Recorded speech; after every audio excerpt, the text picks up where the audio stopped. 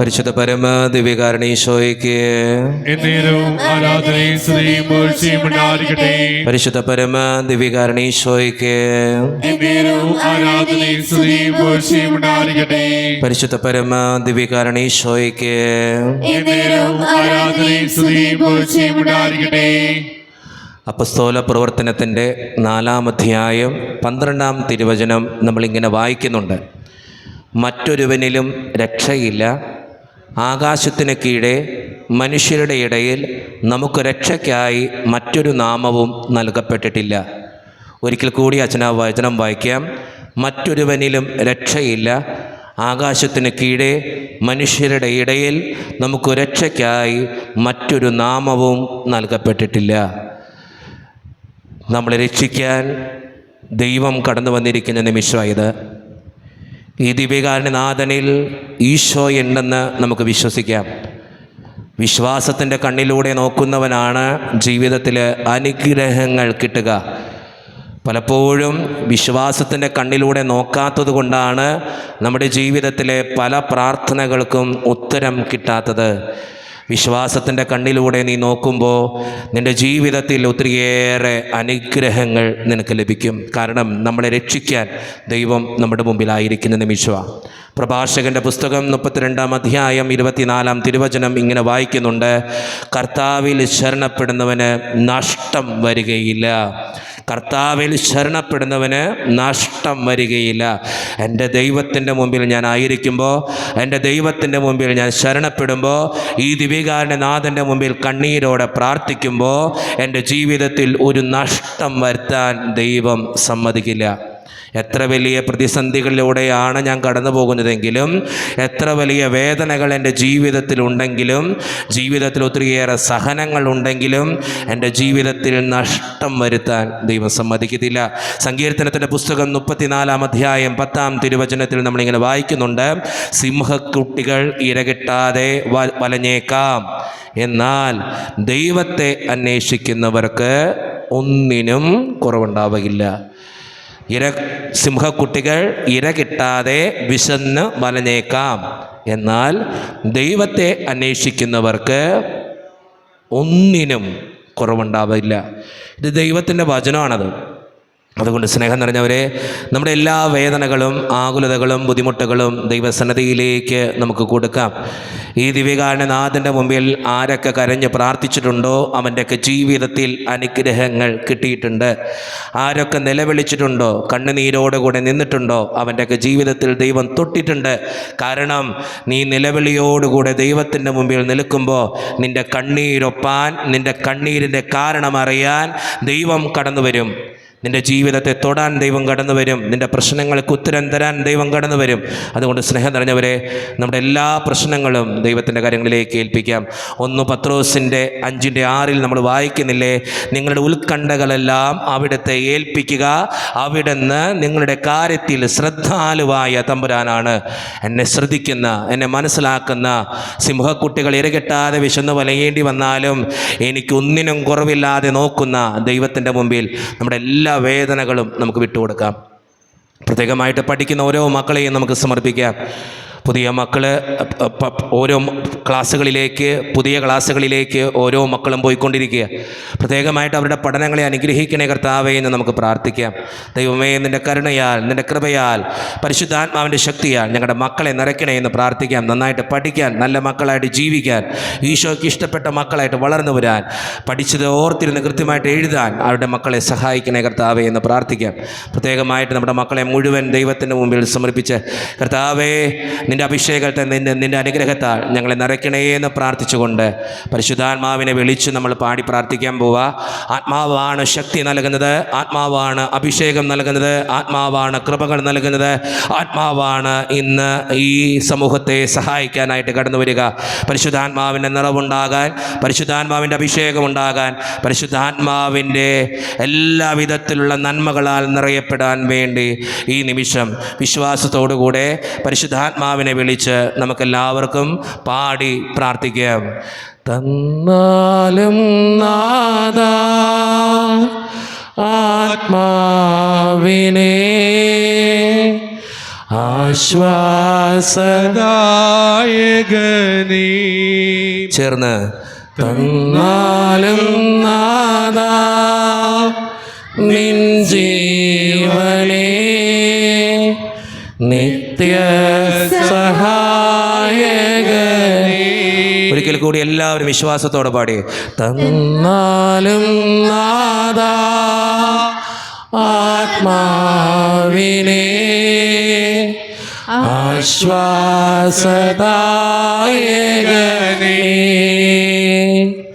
തന്നാലും നാഥാ നിൻ ജീവനേ നിത്യ സഹായകനേ.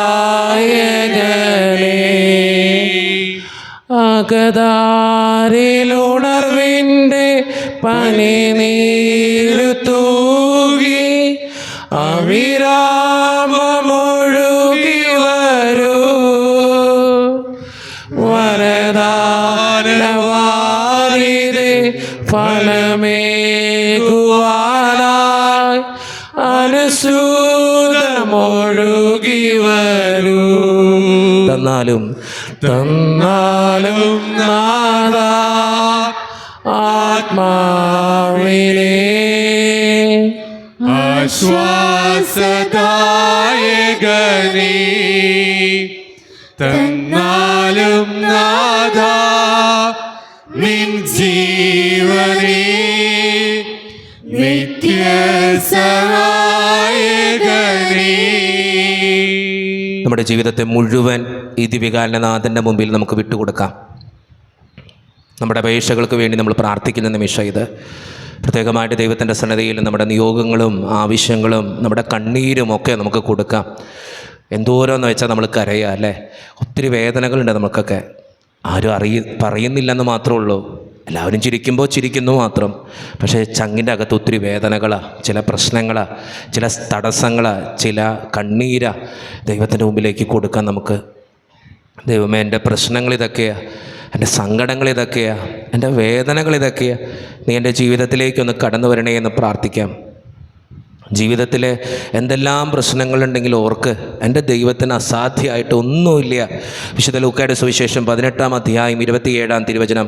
നമുക്ക് പലതും അസാധ്യമായിട്ടുള്ള കാര്യങ്ങളുണ്ട്. മനുഷ്യർക്ക് പലതും അസാധ്യമാണ്. പക്ഷെ ദൈവത്തിനാണ് എല്ലാം സാധ്യമായിട്ടുള്ളത്. ദൈവത്തിനെല്ലാം സാധ്യമാണ്. അതുകൊണ്ട് നമ്മുടെ ജീവിതത്തിൻ്റെ കടബാധ്യതയായിരിക്കാം, മക്കളെക്കുറിച്ചുള്ള പ്രശ്നങ്ങളായിരിക്കും, ചിലപ്പോൾ ഒരു അഡ്മിഷനായിരിക്കാം. ദൈവത്തിന് മുമ്പിൽ കൊടുക്ക്. പഠിക്കുന്ന ഓരോ മക്കളും സമർപ്പിച്ച് പ്രാർത്ഥിക്ക്. നന്നായിട്ട് പഠിക്കാനുള്ള കൃപ തരണേന്ന്. ചില വിഷയങ്ങൾ നല്ല ബുദ്ധിമുട്ടുണ്ട്. മാത്സ്, ഫിസിക്സ്, കെമിസ്ട്രി ഒക്കെ വരുമ്പോൾ ഭയങ്കര ബുദ്ധിമുട്ടാണ്. ദൈവത്തിന് മുമ്പിൽ കൊടുക്ക്. ദൈവത്തിന് മുമ്പിൽ എല്ലാം സമർപ്പിക്കുക. ദൈവമേ, നീ എൻ്റെ ജീവിതത്തിലേക്കൊന്ന് കടന്നു വരണേ എന്ന് പ്രാർത്ഥിക്കുക. എൻ്റെ പ്രശ്നങ്ങൾക്ക് ഉത്തരം തരണേ കർത്താവേ എന്ന് പ്രാർത്ഥിക്കുക. ഒരു നിമിഷം നിശബ്ദമായി നമ്മുടെ പ്രാർത്ഥനകൾ നമുക്ക് ഓർക്കാം.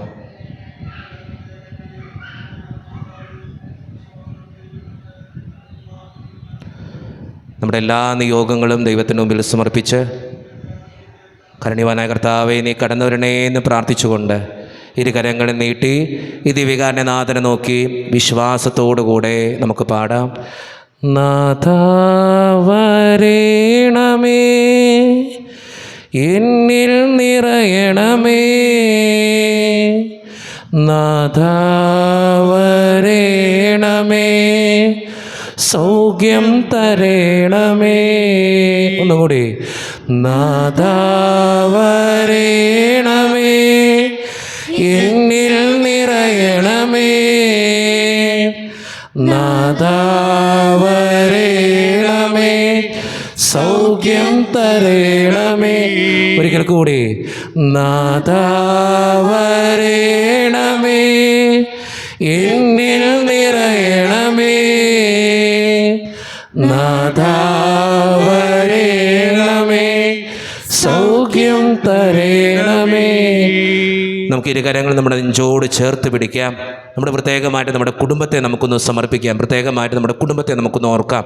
ഒത്തിരി പ്രശ്നങ്ങളുണ്ട് നമ്മുടെ കുടുംബത്തിൽ. സാമ്പത്തിക ഞെരുക്കങ്ങളുണ്ട്, പലതരത്തിലുള്ള പ്രശ്നങ്ങളുണ്ട്, ഭർത്താവിൻ്റെ മദ്യപാന ശീലമുണ്ട്, പലതരത്തിലുള്ള അസ്വസ്ഥതകളുണ്ട്,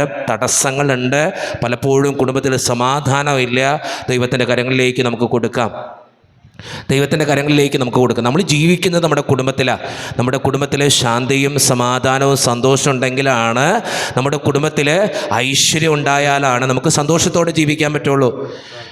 ദൈവത്തിൻ്റെ മുമ്പിൽ നമ്മുടെ കുടുംബത്തെ നമുക്ക് സമർപ്പിക്കാം. കർത്താവേ, എൻ്റെ വീട്, എൻ്റെ വീട്ടിലുള്ളവർ, എൻ്റെ കുടുംബത്തിലുള്ളവരെ അനുഗ്രഹിക്കണേ എന്ന് പ്രാർത്ഥിച്ചുകൊണ്ട്, എന്തെങ്കിലും അസ്വസ്ഥതകളോ ബുദ്ധിമുട്ടുകളോ ഉണ്ടെങ്കിൽ ദൈവമേ നീ അത് മാറ്റിത്തരണേ എന്ന് പ്രാർത്ഥിച്ചുകൊണ്ട്, ഇരുകരങ്ങളും നീട്ടി ഈശോയെ നമ്മുടെ കുടുംബത്തിലേക്ക് വിളിച്ച് നമുക്ക് വിശ്വാസത്തോടെ പാടാം. നാഥാ വരേണമേ, എന്നിൽ നിറയണമേ, നാഥാ വരേണമേ, സൗഖ്യം തരേണമേ, നാഥാ വരേണമേ, എന്നിൽ നിറയണമേ, നാഥാ വരേണമേ, സൗഖ്യം തരേണമേ. നമുക്ക് ഇരുകരങ്ങളിൽ നെഞ്ചോട് ചേർത്ത് പിടിക്കാം. ഒത്തിരി തടസ്സങ്ങൾ നമ്മുടെ ജീവിതത്തിലുണ്ട്. ചിലപ്പോൾ ജോലിയുടെ തടസ്സങ്ങളായിരിക്കാം, വിവാഹത്തിൻ്റെ തടസ്സങ്ങളായിരിക്കാം, അഡ്മിഷൻ്റെ തടസ്സങ്ങളായിരിക്കാം. ദൈവത്തിന് മുമ്പിൽ കൊടുക്കാം. ഇപ്പോൾ ഒത്തിരി മക്കൾ അഡ്മിഷന് വേണ്ടി ഓടിക്കൊണ്ടിരിക്കുക. ദൈവമേ, ഒരു അഡ്മിഷൻ കിട്ടണം, ഉദ്ദേശിച്ചൊരു കോളേജിൽ അഡ്മിഷൻ കിട്ടണം. ദൈവത്തിന് മുമ്പിൽ കൊടുക്കാം. നമുക്ക് ദൈവത്തിനാണ് എല്ലാം സാധ്യമായിട്ടുള്ളത്. ദൈവം തരും. വിശ്വാസത്തോടെ പ്രാർത്ഥിച്ചാൽ ദൈവം തരും. ഞാൻ എത്രത്തോളം ദൈവത്തിൻ്റെ മുമ്പിൽ നിൽക്കുന്നു, ദൈവം നമുക്ക് തരും. ജീവിതത്തിൽ എത്ര വലിയ പ്രശ്നമാണെങ്കിലും ചിന്തിക്കുക, ദൈവത്തിൻ്റെ മുമ്പിൽ നിൽക്കുന്നവനെ ദൈവം ഒരിക്കലും ഉപേക്ഷിക്കില്ല. അവൻ്റെ ജീവിതത്തിൽ എന്തെല്ലാം പ്രശ്നങ്ങളുണ്ടെങ്കിലും ദൈവം അത് നടത്തിത്തരും. അതുകൊണ്ട് സ്നേഹം നിറഞ്ഞവരെ, നമ്മുടെ എല്ലാ പ്രശ്നങ്ങളും തടസ്സങ്ങളും ആകുലതകളും, ഒത്തിരി ടെൻഷൻ അടിക്കുന്നവരാ നമ്മളിൽ പലരും. ദൈവത്തിന് മുമ്പിൽ കൊടുക്ക്. ചിലപ്പോൾ എൻ്റെ ജോലിയെക്കുറിച്ചായിരിക്കാം, മക്കളെക്കുറിച്ചായിരിക്കാം, ജീവിതത്തിലെ ചില ബുദ്ധിമുട്ടുകളെക്കുറിച്ചായിരിക്കാം, ചില തടസ്സങ്ങളായിരിക്കാം. ദൈവത്തിന് മുമ്പിൽ കൊടുക്ക്. എൻ്റെ തടസ്സങ്ങൾ മുഴുവൻ ദൈവത്തിന് മുമ്പിൽ കൊടുക്ക്. സങ്കീർത്തനത്തിൻ്റെ പുസ്തകം 50-ാം അധ്യായം 15-ാം തിരുവചനം നമ്മളിങ്ങനെ വായിക്കുന്നുണ്ട്. നിൻ്റെ കഷ്ടതയുടെ കാലത്ത് നീ എന്നോട് നിലവിളിക്കുക, ഞാൻ നിന്നെ രക്ഷിക്കും, നീ എന്നേക്കും എന്നെ മഹത്വപ്പെടുത്തുകയും ചെയ്യും. ഒരിക്കൽ കൂടി ആ വചനം നമുക്ക് കേൾക്കാം. നിൻ്റെ കഷ്ടതയുടെ കാലത്ത് നീ എന്നോട് നിലവിളിക്കുക, ഞാൻ നിന്നെ രക്ഷിക്കും എന്ന് പറയണേ. നിലവിളിക്കാനാണ് പറയണേ, വെറുതെ പ്രാർത്ഥിക്കാനല്ല, നിലവിളിച്ച് പ്രാർത്ഥിക്കാം, കണ്ണീരോടെ പ്രാർത്ഥിക്കാനാണ് ദൈവം പറയണേ. ദൈവത്തിൻ്റെ മുമ്പിൽ നമ്മുടെ എല്ലാ തടസ്സങ്ങളും നമുക്ക് കൊടുക്കാം. നമ്മുടെ വേദനകൾ സമർപ്പിക്കാം, നമ്മുടെ ആകുലതകൾ സമർപ്പിക്കാം, നമ്മുടെ ബുദ്ധിമുട്ടുകൾ സമർപ്പിക്കാം. ദൈവമേ, എൻ്റെ കഷ്ടതയുടെ കാലത്തേക്ക് നീ കടന്നു വരണേ എന്ന് പ്രാർത്ഥിച്ചുകൊണ്ട് ഇരുകരങ്ങൾ നീട്ടി ഈ ദിവികാരൻ്റെ നാഥനെ നോക്കി വിശ്വാസത്തോടെ നമുക്ക് പാടാം. നാഥാ വരേണമേ, എന്നിൽ നിറയണമേ, നാഥാ വരേണമേ, സൗഖ്യം തരേണമേ. ചേർന്ന് നാഥാ വരേണമേ, എന്നിൽ നിറയണമേ, നാഥാ വരേണമേ, സൗഖ്യം തരേണമേ. ഇരുകരങ്ങൾ നമുക്ക് നെഞ്ചോട് ചേർത്ത് പിടിക്കാം. ഈ നിമിഷം നമ്മൾ സമർപ്പിക്കുക. പഠിക്കുന്ന ഓരോ മക്കളെയും ദൈവത്തിൻ്റെ മുമ്പിലേക്ക് നമ്മൾ കൊടുക്കുക. പ്രത്യേകമായിട്ട് ഓരോ മക്കളും പരിശുദ്ധാത്മാവാൽ നിറയപ്പെടാൻ വേണ്ടി നമ്മൾ പ്രാർത്ഥിക്കാൻ പോവുക. ജ്ഞാനം നൽകുന്നത് പരിശുദ്ധാത്മാവാണ്, അഭിഷേകം നൽകുന്നത് പരിശുദ്ധാത്മാവാണ്. പ്രത്യേകമായിട്ട് ഈ നിമിഷം പരിശുദ്ധാത്മാവിനാൽ നിറയപ്പെടാൻ വേണ്ടി നമ്മുടെ മക്കൾക്ക് വേണ്ടി നമുക്ക് പ്രാർത്ഥിക്കാം. പഠിക്കുന്ന ഓരോ മക്കളെയും അനുഗ്രഹിക്കണേ കർത്താവേ എന്ന് പ്രാർത്ഥിക്കാം. ഒത്തിരി മക്കൾ പറയും, അച്ഛാ പഠിച്ചിട്ട് കിട്ടണില്ല, ഒത്തിരി നേരം പഠിക്കുന്നുണ്ട്. എന്താ കാര്യം? പരിശുദ്ധാത്മാവിൻ്റെ അഭിഷേകം ഇല്ലാത്തതുകൊണ്ടാണ്. ഒത്തിരി പഠിച്ചിട്ടും ചിലപ്പോൾ എത്ര പഠിച്ചാലും ചിലപ്പോൾ പരീക്ഷയ്ക്ക് എഴുതണമെന്നില്ല. കാരണം എന്താ?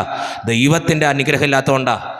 ചില മക്കളുണ്ട്, എല്ലാ ദിവസവും പള്ളി വരും, പ്രാർത്ഥിക്കും, പ്രാർത്ഥനയുടെ സമയത്ത് കണ്ണീരൊഴുക്കി പ്രാർത്ഥിക്കും, വചനം എഴുതും, വചനമൊക്കെ എഴുതിയിട്ട് അവർ പരീക്ഷയ്ക്ക് പോകും.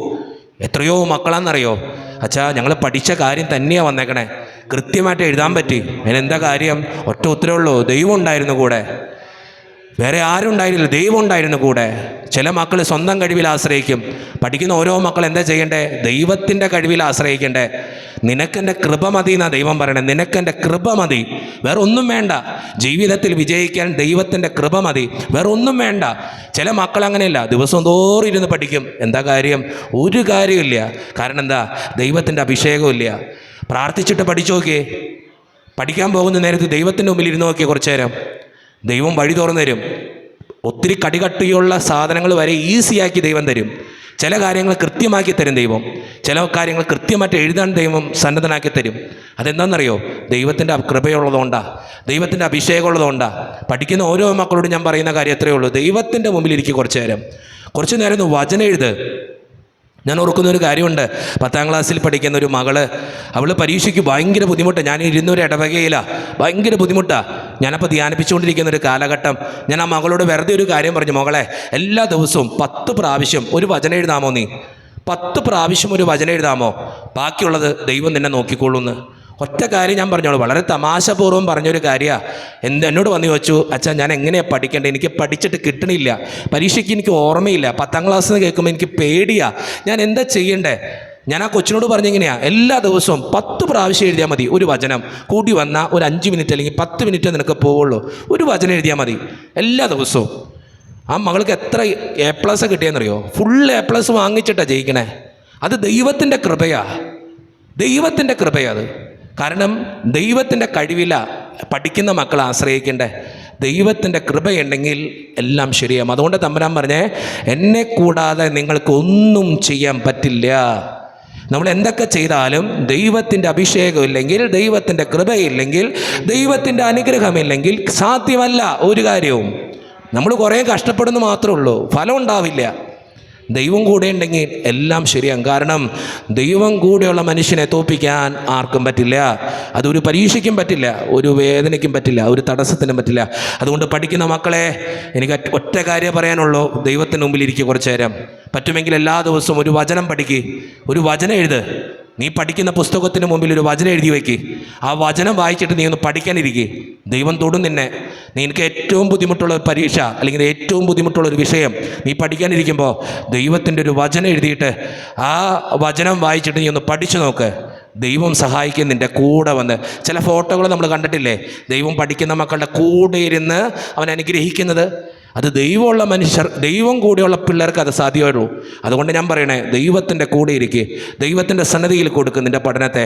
നിൻ്റെ കഴിവിലല്ല, നീ ഒത്തിരി കഷ്ടപ്പെട്ടിട്ട് കാര്യമില്ല. ദൈവം ഉണ്ടെങ്കിൽ അതൊക്കെ കിട്ടുള്ളൂ, ദൈവം ഉണ്ടെങ്കിലേ കിട്ടുള്ളൂ. അതുകൊണ്ട് പഠിക്കുന്ന എല്ലാ മക്കളെയും ദൈവത്തിന് മുമ്പിലേക്ക് കൊടുക്കുക. ദൈവമേ, ഞങ്ങളുടെ ഈ മക്കളെ ജ്ഞാനം കൊണ്ടും അറിവ് കൊണ്ടും നിറയ്ക്കണേ എന്ന് പ്രാർത്ഥിക്കാം. അവരെ വിശുദ്ധീകരിക്കണേ എന്ന് പ്രാർത്ഥിക്കാം. അഭിഷേകത്താൽ നിറയ്ക്കണേ എന്ന് പ്രാർത്ഥിക്കാം.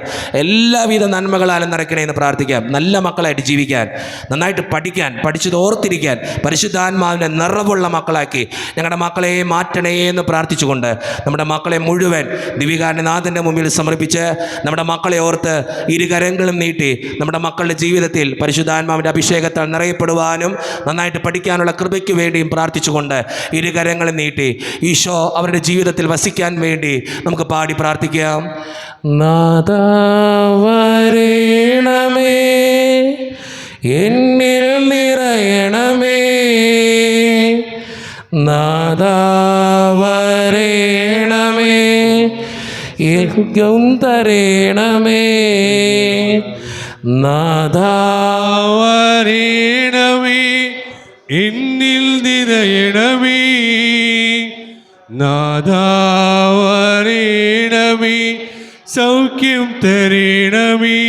ഒരിക്കൽ കൂടി, നാഥാ വരേണമേ, എന്നിൽ നിറയണമേ, യേശുവേ, നാഥാ വരേണമേ, സൗഖ്യം തരേണമേ. നമുക്ക് എല്ലാവർക്കും കരങ്ങൾ ഉയർത്തിപ്പിടിക്കാം. ഈശോയുടെ മുമ്പിൽ എല്ലാവർക്കും കരങ്ങൾ ഉയർത്തിപ്പിടിക്കാം. ഈ ദിവ്യകാരനാഥനെ നമുക്കൊന്ന് നോക്കാം. എൻ്റെ മുമ്പിൽ എൻ്റെ ദൈവമാണ് നിൽക്കുന്നത്. അങ്ങനെ വിശ്വസിക്കാൻ നിനക്ക് പറ്റണം. നിൻ്റെ കണ്ണുകൾ കൊണ്ട് നിനക്ക് കാണാൻ പറ്റുമ്പോൾ നിൻ്റെ ജീവിതത്തിന് അനുഗ്രഹം ഉണ്ടാവും.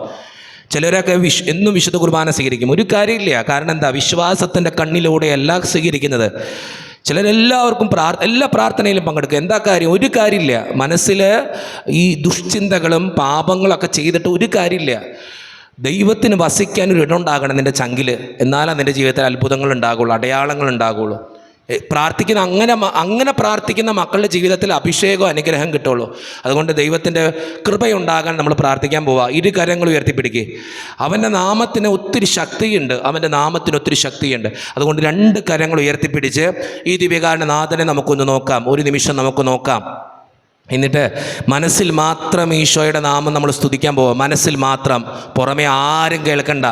ഇരു കരങ്ങൾ ഉയർത്തിപ്പിടിച്ച് ഈ ദിവ്യകാരുണ്യനാഥനെ നോക്കി മനസ്സിൽ മാത്രം നിൻ്റെ ജീവിതത്തിൽ എന്തെങ്കിലും കെട്ടുകളോ ബന്ധനങ്ങളോ തടസ്സങ്ങളോ ബുദ്ധിമുട്ടുകളോ എന്തെങ്കിലും രോഗപീഠകളോ ആകുലതകളോ ടെൻഷനോ ഉണ്ടെങ്കിൽ അകറ്റപ്പെടാൻ വേണ്ടിയിട്ടാണ് ദൈവത്തിൻ്റെ നാമം വിളിക്കാൻ പറയണേ.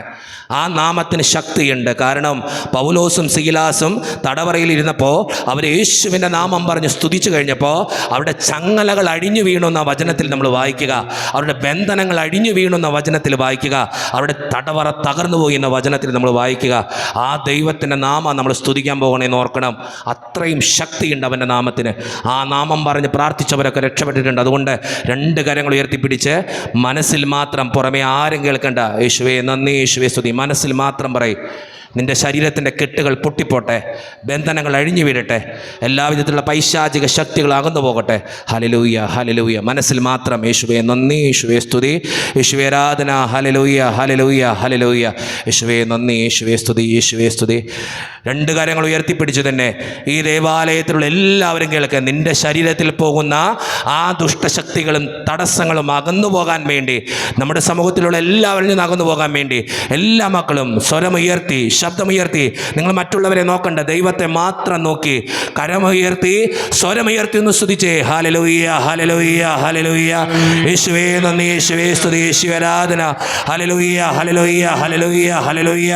യേശുവേ നന്ദി, യേശുവേ ആരാധന. കർത്താവായ ദൈവമേ, ഈ മക്കളുടെ പ്രാർത്ഥന കേൾക്കണേ, ഈ മക്കളെ അനുഗ്രഹിക്കണേ, ഈ മക്കളെ വിശുദ്ധീകരിക്കണേ. നിന്റെ നാമത്തിന്റെ ശക്തിയാൽ ഈ മക്കൾ വിശുദ്ധീകരിക്കപ്പെടട്ടെ. കുരിശിന്റെ ശക്തിയാൽ ഈ മക്കൾ അഭിഷേകം ചെയ്യപ്പെടട്ടെ. യേശുനാമത്തിന്റെ ശക്തിയാൽ ഈ മക്കൾ കൃപകൾ കൊണ്ട് നിറയ്ക്കട്ടെ. Hallelujah, hallelujah, hallelujah. യേശുവേ നന്ദി, യേശുവേ സ്തുതി, യേശുവേ ആരാധന. Hallelujah, hallelujah, hallelujah. Praise the Lord, praise the Lord. Thank you Jesus. Hallelujah, hallelujah, hallelujah. യേശുവേ നന്ദി, യേശുവേ സ്തുതി, യേശുവേ ആരാധന. Hallelujah, hallelujah, hallelujah, hallelujah. യേശുവേ നന്ദി, യേശുവേ സ്തുതി, യേശുവേ ആരാധന. Hallelujah, hallelujah, hallelujah, hallelujah, hallelujah. പഠിക്കുന്ന എല്ലാ മക്കളെയും ദൈവത്തിന് മുമ്പിലേക്ക് കൊടുക്കാം. നമ്മുടെ കുടുംബത്തിന് എന്തെങ്കിലും വേദനകളുണ്ട് ദൈവത്തിന് മുമ്പിൽ സമർപ്പിക്കാം. ഈ നിമിഷം നിൻ്റെ വേദനകൾ സമർപ്പിക്കേണ്ട നിമിഷമാണ്. നിൻ്റെ അസ്വസ്ഥതകളും നിൻ്റെ ആകുലതകളും ഒക്കെ ദൈവം മാറ്റും.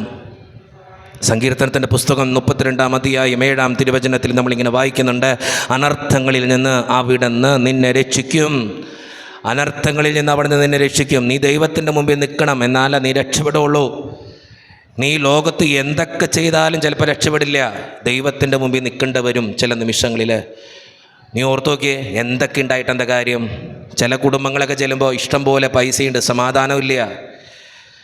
ചിലർ ഒത്തിരി കഷ്ടപ്പെടുന്നുണ്ട്, ഒന്നുമില്ല. ചിലർ രാപ്പകൽ ജോലിയാ, കാര്യമില്ല. കാരണം എന്താ? ദൈവം വേണം, ദൈവം വേണം. ദൈവം ഉണ്ടെങ്കിലേ കിട്ടുള്ളൂ എല്ലാം. ചിലരെല്ലാം ജോലിയും ചെയ്യുന്നുണ്ട്, കടബാധ്യത മാറണില്ല. കഴിഞ്ഞ ദിവസം ഒരു കുടുംബം വന്നതാ, അച്ഛാ എന്തോരം പണിയെടുക്കണേ, രാവിലെയും പണി രാത്രിയും പണി, ഞായറാഴ്ച വരെ പണി, പള്ളി പോകലൊന്നുമില്ല, കുടുംബ പ്രാർത്ഥന ചൊല്ലാൻ വരെ നേരമില്ല. അവസാനം ഞാൻ ചോദിച്ചു, എന്താ ഉള്ളേ? കടബാധ്യത മാത്രമേ ഉള്ളൂ. കടബാധ്യത മാറാൻ വേണ്ടിയിട്ടാണ് പണിയെടുത്തുകൊണ്ടിരിക്കണേ. പക്ഷെ ബാധ്യത കൂടുന്നുള്ളൂ, കുറയണില്ല. നമ്മുടെയൊക്കെ ജീവിതത്തിൻ്റെ പ്രശ്നത, ദൈവത്തെ നമ്മൾ സീരിയസ് ആയിട്ട് കാണണം, വളരെ സീരിയസ് ആയിട്ട് കാണണം ദൈവത്തെ. അതാണ് ഏറ്റവും കൃപയുള്ള കാര്യം. ദൈവത്തെ സീരിയസ് ആയിട്ട് കണ്ടു നോക്കേ, എല്ലാ പ്രശ്നങ്ങളും നമുക്ക് അഭിമുഖീകരിക്കാൻ പറ്റും. പ്രശ്നങ്ങൾ ഉണ്ടാവില്ല എന്നല്ല ഞാൻ പറഞ്ഞത്, ഉണ്ടാവും. പക്ഷെ ദൈവം ഉണ്ടെങ്കിൽ അതൊക്കെ കൃത്യമായിട്ട് പ്ലാൻ ചെയ്ത് മുന്നോട്ട് പോകാൻ നമുക്ക് പറ്റും. നമ്മുടെ കുഴപ്പമെന്നറിയോ, നമ്മൾ നമ്മുടെ കഴിവിലും നമ്മുടെ ജോലി, നമ്മുടെ പണം, നമ്മുടെ സ്വത്ത്, നമ്മുടെ കാര്യങ്ങളിലാണ് ശ്രദ്ധ. ദൈവത്തിന് ഇമ്പോർട്ടൻസ് കൊടുത്തു നോക്കി. എല്ലാ കാര്യത്തിനും ദൈവം വഴി നടത്തും നമ്മളെ. ദൈവം വഴി നടത്തും. ദൈവം ഇങ്ങനെ കൊണ്ടു നടക്കും നമ്മളെ. ജീവിതത്തിൽ നമ്മൾ ഓർക്കണം, എല്ലാ കാര്യങ്ങളും എത്ര വലിയ പ്രശ്നമാണെങ്കിലും ഓർക്കണം, ദൈവം ഉണ്ടെങ്കിലുണ്ടല്ലോ എല്ലാ കാര്യങ്ങളും അവൻ വഴി നടത്തിക്കൊണ്ടിരിക്കും. അതുകൊണ്ട് നമ്മുടെ എല്ലാ പ്രശ്നങ്ങളും ദൈവത്തിന് മുമ്പിലേക്ക് കൊടുക്കാം. കർത്താവേ നീ കടന്നു വരണേ എന്ന് പ്രാർത്ഥിക്കാം. എൻ്റെ അസ്വസ്ഥതകൾ മാറാൻ നീ കടന്നു വരണേ കർത്താവേ എന്ന് പ്രാർത്ഥിക്കാം. എൻ്റെ വേദനകൾ മാറ്റാൻ നീ കടന്നു വരണേ എന്ന് പ്രാർത്ഥിക്കാം. നിങ്ങൾ ദൈവത്തിന് ഒന്നാം സ്ഥാനം, പഠിക്കുന്ന മക്കൾ ദൈവത്തിന് ഒന്നാം സ്ഥാനം കൊടുക്കുക. ഒരു വചനം എഴുതിയിട്ട് പഠിക്കാതിരിക്കുക. നിൻ്റെ പാഠപുസ്തകത്തിൻ്റെ തുടക്കത്തിൽ ഒരു വചനം എഴുത്. അപ്പോൾ നിനക്ക് കൃപയുണ്ടാവും, അനുഗ്രഹം ഉണ്ടാവും. ദൈവത്തിന് മുമ്പിൽ സമർപ്പിക്കുക, ദൈവത്തിൻ്റെ മുമ്പിൽ കൃപയോടെ സമർപ്പിക്കുക, അഭിഷേകത്തോടെ പ്രാർത്ഥിക്കുക. ദൈവമേ നീ കടന്നു വരണേ എന്ന് പ്രാർത്ഥിക്കുക. എല്ലാ അസ്വസ്ഥതകളും വേദനകളും നമുക്ക് ദൈവത്തിൻ്റെ മുമ്പിലേക്ക് കൊടുക്കാം. കർത്താവിൻ്റെ ആശീർവാദത്തിന് വേണ്ടി നമ്മൾ ഒരുങ്ങാം. എല്ലാ വേദനകളും ആകുലതകളും ദൈവത്തിൻ്റെ മുമ്പിൽ സമർപ്പിച്ച് കർത്താവെ, നീ കടന്നു വരണേ എന്ന് പ്രാർത്ഥിച്ചുകൊണ്ട് നമുക്ക് പ്രത്യേകമായിട്ട് ദൈവത്തിൻ്റെ ആശീർവാദത്തിന് വേണ്ടി ഈ നിമിഷം ഒരുങ്ങാം.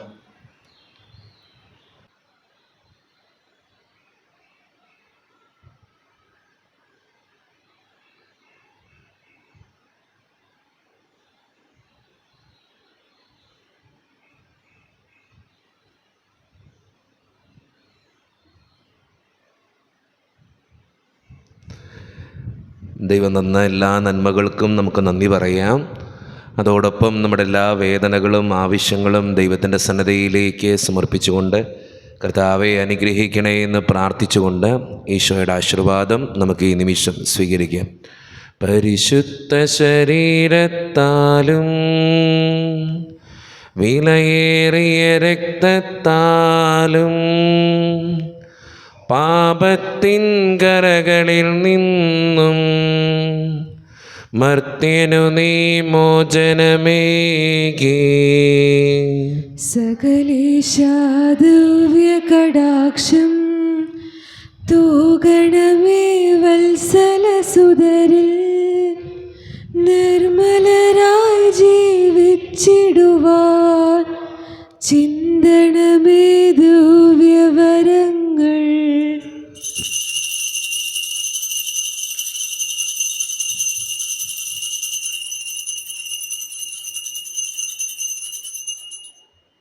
പരിശുദ്ധ പരമ ദിവ്യകാരുണ്യ ഈശോയ്ക്ക് എന്നേരവും ആരാധനയും സ്തുതിയും പുകഴ്ചയും ഉണ്ടായിരിക്കട്ടെ. പരിശുദ്ധ പരമ ദിവ്യകാരുണ്യ ഈശോയ്ക്ക് എന്നേരവും ആരാധനയും സ്തുതിയും പുകഴ്ചയും ഉണ്ടായിരിക്കട്ടെ. പരിശുദ്ധ പരമ ദിവ്യകാരുണ്യ ഈശോയ്ക്ക് എന്നേരവും ആരാധനയും സ്തുതിയും പുകഴ്ചയും ഉണ്ടായിരിക്കട്ടെ.